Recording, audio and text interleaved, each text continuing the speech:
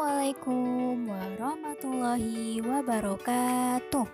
Selamat pagi teman-teman. Bagaimana kabarnya hari ini? Semoga kita semua dalam keadaan sehat ya. Nah, kita kembali lagi hari ini pada pembelajaran PAI dengan mata pelajaran Akidah dan Akhlak tentang makhluk gaib selain malaikat. Dan seperti biasa, sebelum memulai pembelajaran, jangan lupa untuk mandi, sarapan, dan berdoa terlebih dahulu supaya teman-teman bisa semangat belajarnya. Tahukah teman-teman, apa saja makhluk ciptaan Allah? Allah Subhanahu wa Ta'ala menciptakan makhluknya, ada yang terlihat, ada juga yang tak terlihat. Yang tak terlihat contohnya malaikat. Namun masih ada lagi loh teman-teman, makhluk yang tak terlihat. Tugasnya sama dengan manusia, yaitu beribadah. Dia ada yang kafir dan ada yang beriman. Siapakah dia? Ya, dia adalah jin. Nah, setelah jin, masih ada lagi teman-teman makhluk yang tak terlihat. Namun, dia selalu mengajak manusia ke jalan yang sesat. Siapakah dia? Dia adalah setan. Yang pertama, jin. Jin artinya yang tersembunyi atau yang tertutup. Oleh karena itu, kita tidak dapat melihat alam kehidupan mereka. Allah menciptakan jin sebelum menciptakan manusia. Selisih diciptakannya jin dengan manusia, ada yang berpendapat 2000 tahun, ada juga yang berpendapat 6000 tahun. Jin diciptakan oleh Allah Subhanahu wa Ta'ala dari api yang sangat panas. Jin hidup di alam dunia ini, hanya saja kita tidak bisa melihat mereka karena mereka hidup di alam gaib. Adakah di antara kita yang dapat melihat jin?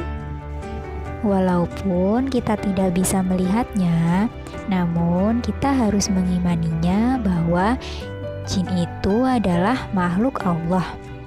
Dan sebagai orang yang beriman, kita tidak boleh meminta tolong dan meminta bantuan kepada jin.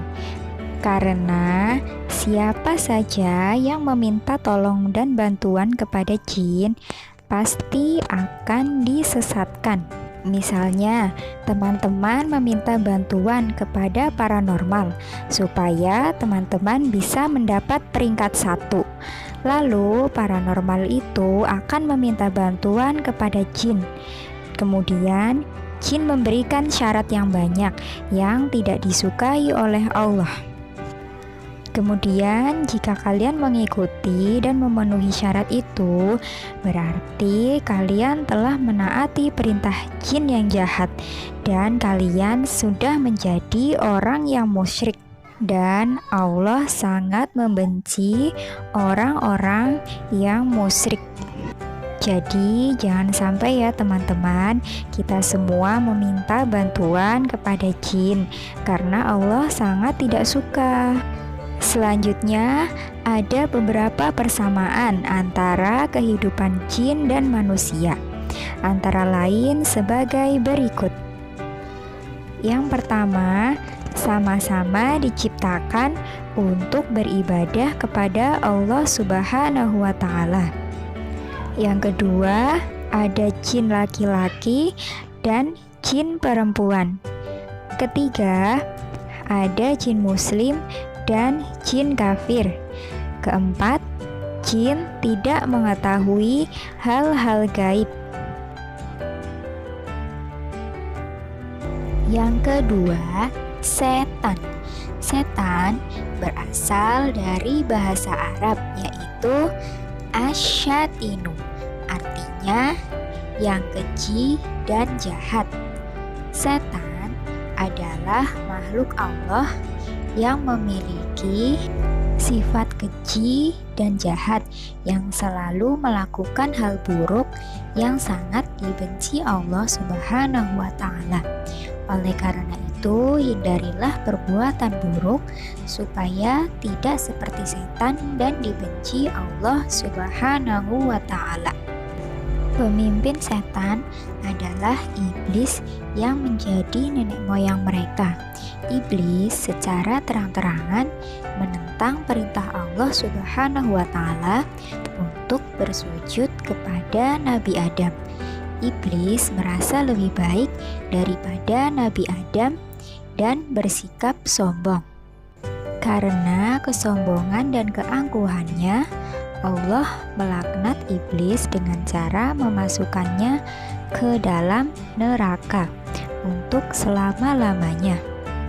Namun, iblis meminta kepada Allah untuk diberi umur panjang sampai hari kiamat supaya bisa menggoda manusia untuk dijadikan teman di neraka nanti. Supaya kita tidak menjadi teman setan, maka ada beberapa sifat-sifat setan yang harus kita jauhi dalam kehidupan sehari-hari. Yang pertama, menipu. 2, pendendam. 3, memberikan janji bohong. 4, membangkitkan angan-angan kosong. 5, sombong dan merasa dirinya lebih baik. 6, menimbulkan perselisihan dan permusuhan. 7, menyesatkan manusia dari kebenaran. 8, menimbulkan perasaan sedih, duka cita di hati manusia. Supaya kita terhindar dari perilaku setan tersebut, maka ada beberapa cara untuk menghindarinya. Yang pertama, memohon perlindungan kepada Allah Subhanahu wa Ta'ala. Kedua, berzikir kepada Allah Subhanahu wa Ta'ala. 3, memperkuat iman kita kepada Allah Subhanahu wa Ta'ala. 4, menolak semua ajakan yang menimbulkan kejahatan. Kemudian 5, menjauhkan diri dari penyakit hati. 6, memohon perlindungan dari kejahatan jin dan manusia. Nah, insya Allah jika kita mengikuti cara tersebut, maka kita akan terhindar dari godaan setan. Nah, demikian tadi materi tentang makhluk gaib, yang dimana kita harus mengimaninya walaupun kita tidak dapat melihatnya.